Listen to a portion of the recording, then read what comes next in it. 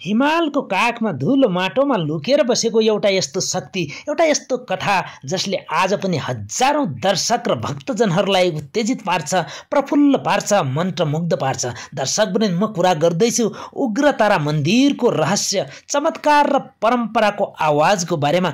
म छु यतिखेर सुदूरपश्चिमको एउटा प्रसिद्ध दर्शनीय स्थल, धार्मिक स्थल उग्रतारा मन्दिर प्रवेश गर्ने क्रममा। यतिखेर बिहानको 8 बजेको छ र हामी जाँदैछौँ उग्रतारा मन्दिर दर्शन गर्न। यो डडेलधुरा जिल्लामा पर्ने दर्शनीय स्थलमा यस्तो किसिमको दृश्यावलोकन गर्न सकिन्छ मित्रहरू। देवदारू र सल्लाहले सजिएको यस मार्गमा साह्रै चिसो अनुभव हुँदैछ र पनि मनमा एउटा आशा र नयाँ उद्गमहरूले हाम्रो कोषको हरेक रोषलाई जोसमा परिणत गर्दैछ मित्रहरू। कहिल्यै नरोकिने रगतको धाराले जन्माएको मन्दिर, एउटा किसानको साहसले सुरु भएको परम्परा र पुस्तौं पुस्तासम्म बाँधिएको पुजारी वंशको अद्भुत गाथा समेटिएको उग्रतारा मन्दिर साह्रै रमणीय क्षेत्रमा अवस्थित छ मित्रहरू। र यही चिसोलाई छिचोल्दै हामी पुग्न थालिसकेका छौँ। अब उग्रतारा माताको प्राङ्गण नजिकै पुगिसकेका छौँ। यतिखेर हामी पार्किङ स्थल नजिक पुगिसकेका छौँ। यसै सन्दर्भमा उग्रतारा माताको उत्पत्ति कसरी भयो भन्ने बारेमा केही जानकारी यहाँहरूलाई सेयर गर्न चाहन्छु। धेरै वर्ष अघि उग्रतारालाई मन पराएर खेती गरिरहने लटौलीका साँकी जातका किसानहरू एक दिन खेत जोत्दै गर्दा हल्ले ठोकिएको एउटा रहस्यमयी ढुङ्गाबाट निरन्तर रगत बग्न थाल्यो।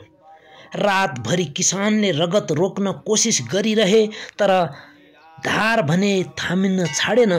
अन्ततः उनले मासको खोलीले ढुङ्गालाई छोपे र चमत्कार भयो, रगत बग्न रोकिन्छ। र त्यही ढुङ्गाबाट बन्छ उग्रतारा भगवती मन्दिर। त्यति बेला बनेको सानो पूजास्थल आज विशाल मन्दिरमा परिणत भइसकेको छ। कथाले अझै भन्छ, मन्दिर वरिपरि बस्ने साँकी जातका मानिसहरू नै सुरुमा पुजारी बने।